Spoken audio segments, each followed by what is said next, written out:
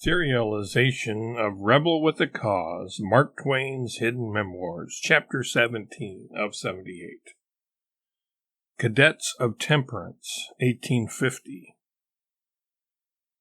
I joined the local branch of the Cadets of Temperance in 1850 and briefly gave up the use of tobacco.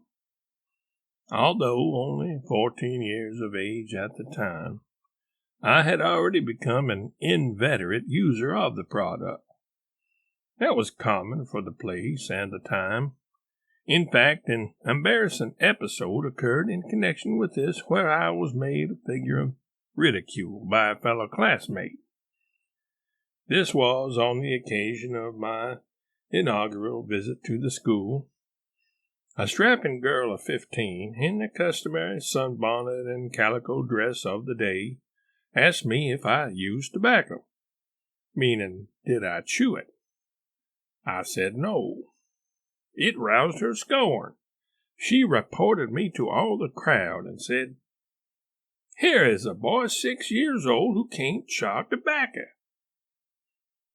By the looks and comments which this produced, I realized that I was a degraded object. I was cruelly ashamed of myself. I determined to reform, but I only made myself sick. I was not able to learn to chew tobacco. I learned to smoke fairly well, but that did not conciliate anybody, and I remained a poor thing and characterless. I longed to be respected, but I never was able to rise. Children have but little charity for one another's defects.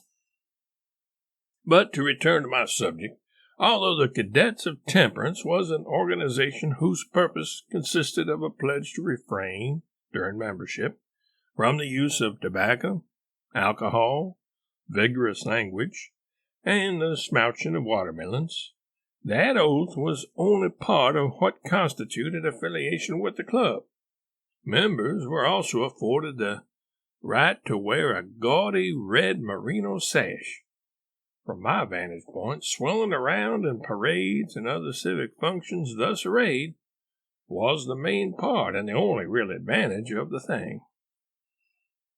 It may surprise some ignorant persons, but I am still an ardent supporter of temperance.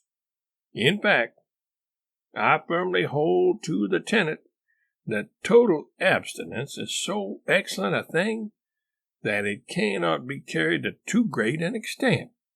In my passion for it, I even carry it so far as to totally abstain from total abstinence itself. Editor's notes: the Independent Order of the Cadets of Temperance was an organization promoting temperance whose target membership was males between the ages of 12 and 18. Much of what Twain wrote in his fiction was based on his actual experiences. As an example, in Tom Sawyer, the titular character joins the Cadets of Temperance in order to show off, but his alliance with them is brief, as described at the start of Chapter 22. Tom joined the new order of Cadets of Temperance, being attracted by the showy character of their regalia. He promised to abstain from smoking, chewing, and profanity as long as he remained a member. Now he found out a new thing, namely, that to promise not to do a thing is the surest way in the world to make a body want to go and do that very thing. Tom soon found himself tormented with the desire to drink and swear. The desire grew to be so intense that nothing but the hope of a chance to display himself in his red sash kept him from withdrawing from the order. 4th of July was coming, but he soon gave that up. Gave it up before he had worn his shackles over 48 hours, and fixed his hopes upon old Judge Fraser, Justice of the Peace, who was apparently on his deathbed and would have a big public funeral since he was so high an official.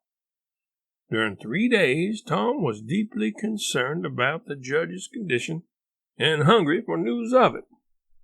Sometimes his hopes ran high, so high that he would venture to get out his regalia and practice before the looking-glass.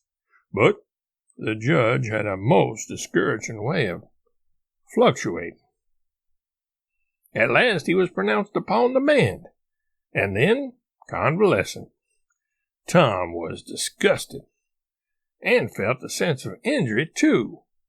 He handed in his resignation at once, and that night the judge suffered a relapse and died. Tom resolved that he would never trust a man like that again.